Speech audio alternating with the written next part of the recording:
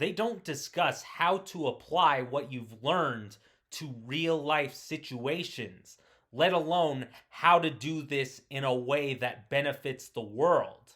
I'm looking at you, calculus teachers, economics teachers. Don't even get me started on you, college finance professors. You deserve your own video.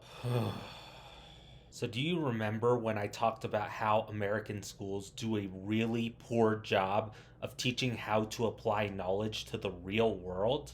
Financial classes, especially the college level ones, are absolutely no exception to this. I promised to talk about this, and I will. The consequences of what these classes teach are much more dire. To be clear, I don't necessarily think that learning finance and using financial knowledge is inherently immoral.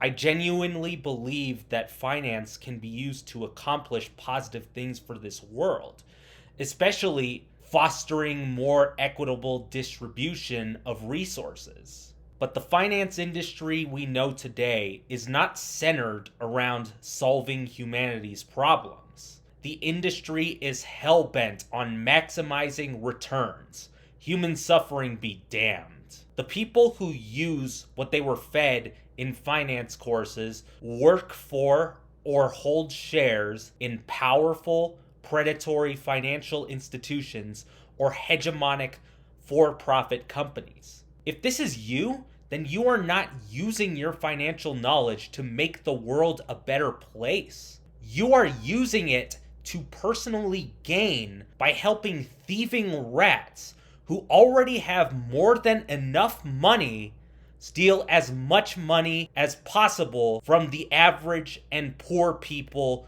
who need help the most. More than 99% of people in this industry don't give a flying fuck about you.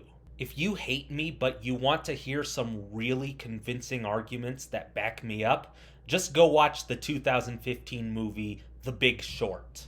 You should probably watch it more than a few times and try to understand more each time you watch it. Because the movie doesn't just inform about the factors that led to the 2008 housing collapse. It is about an economic system that rewards people for profiting from catastrophe. I'll talk more about that movie later. Anyways, the finance courses. Why do I find them to be so damn abhorrent? If you are in or have taken financial courses in college, you have been taught to maximize profit no matter what. The course of action that produces the most profit is always the best one, without exception. Although the professors and textbooks don't blatantly say the quiet parts out loud, this is why and how people are subconsciously conditioned to accept collateral damage to human lives as a result of profitable activities. And thus, the courses and educators create an environment where some truly heinous and destructive ideas are normalized. Here's heinous and destructive idea number 1. Your first instinct should be to consider how to profit from human suffering, rather than solve the human suffering. Hell, you should have no qualms about causing human suffering if doing so produces the most profit. Payday lending disproportionately screws borrowers of color. Private prisons disproportionately terrorize people of color. Food companies lace their products with toxic substances and additives to create more customers and keep them addicted to what they are selling. Oil and gas production causes runaway climate change that has had devastating consequences on millions of people around the world. Credit scoring systems are flagrantly racist, classist, and punitive against people who struggle due to unfavorable circumstances. Well, yeah, these are problems. But why solve these problems when they make me and my company money? Hell, we should exacerbate these problems so we can profit even more. The 2021 movie Don't Look Up, which, not so coincidentally, was directed by the same person who directed The Big Short, did an excellent job of exposing this disgusting philosophy. In the movie, Some of the characters knew that the impending comet would cause human extinction, yet they didn't want to do anything to stop it because the comet had rare, valuable minerals attached to it. I don't want to be the bearer of bad news, but those rare materials mean nothing when there is no one there to own them. Kind of like the prophet that will be useful for jack shit when the early heat death of the earth sends us to an early demise. While we're on the topic of misfortune, here's heinous and destructive idea number 2.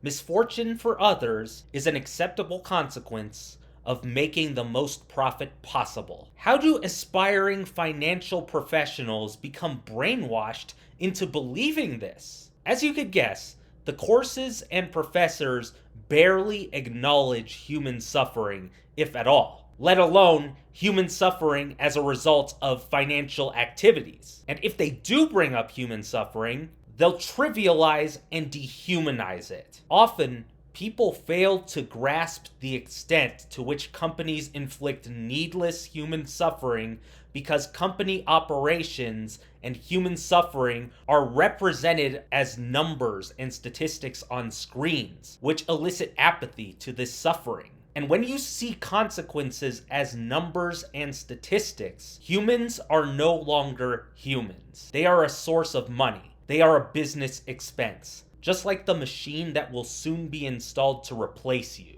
Furthermore, the courses and professors also use phrases from the financial vernacular, which are really euphemisms that market atrocities as business operations to conceal human suffering. For example, when a mining company or industrial plant collaterally discharges pollutants into our groundwater or automates jobs that will put people out of work, finance students tend to think it's no biggie because they perceive these as mere examples of negative externalities or growth opportunities or efficiency gains or cost restructuring and or liability exposure, not activities that destroy millions of lives around the world. These numbers, stats, and ostentatious phrases never suffice in fully conveying people's problems, let alone how much they suffer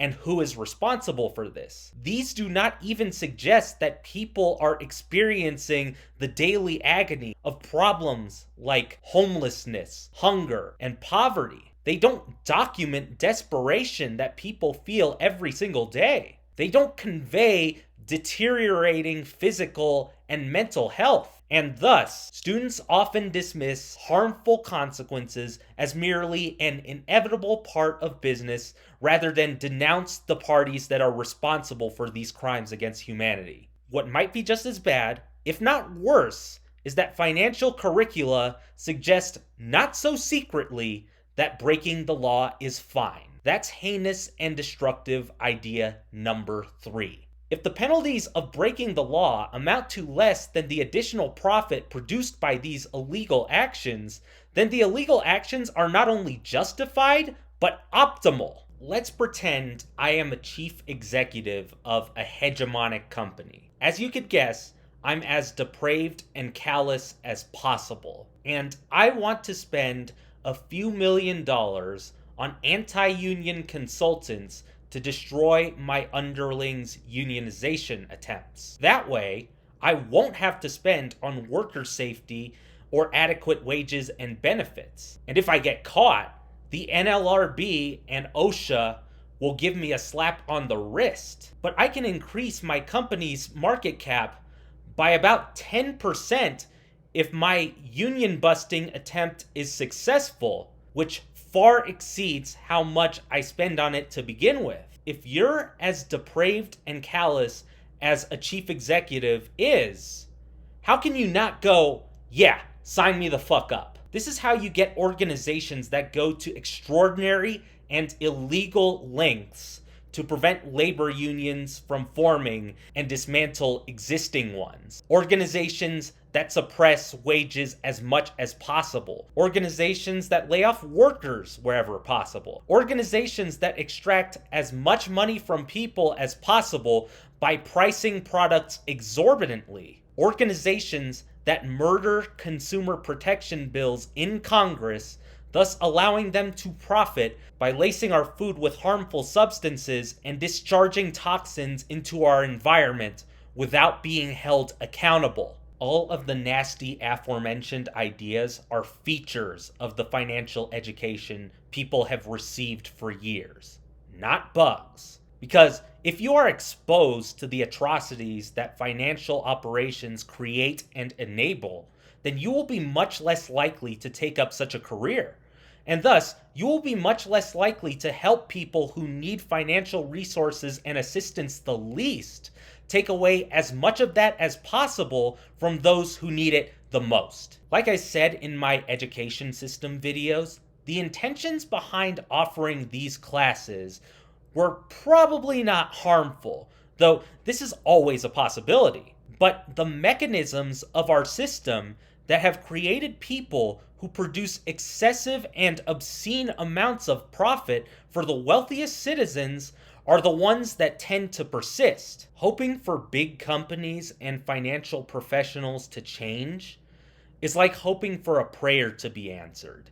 It's absolutely pointless. Because the second you demand they become more ethical, they will think, how dare you suggest that we stop optimizing profit by paying the workers who want fair, sustainable pay, by keeping workers protected from poverty, homelessness, and hunger, by charging our customers what they want to pay rather than what we can be paid, or by ceasing our harmful business practices that optimize our customer bases. Brad Pitt's character in The Big Short was absolutely spot on. In the movie, he helped two amateur traders secure short positions against the US housing market and economy. When he secured these positions for them, the amateurs were overtly celebrating this.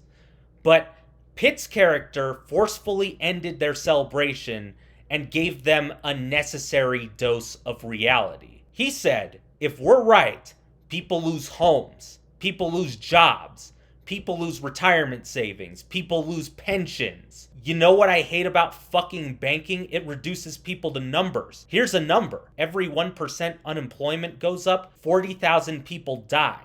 Did you know that? In my opinion, this is a brilliant, eloquent microcosm of the depravity that plagues finance today. Pitt's character had the highest moral compass of any main character in the movie, and yet he still helped the amateur traders participate in and profit from the very systems and human atrocities he despised. Yes, he was doing something nice for a couple of friends trying to make a living, but let's not pretend that this character was any hero.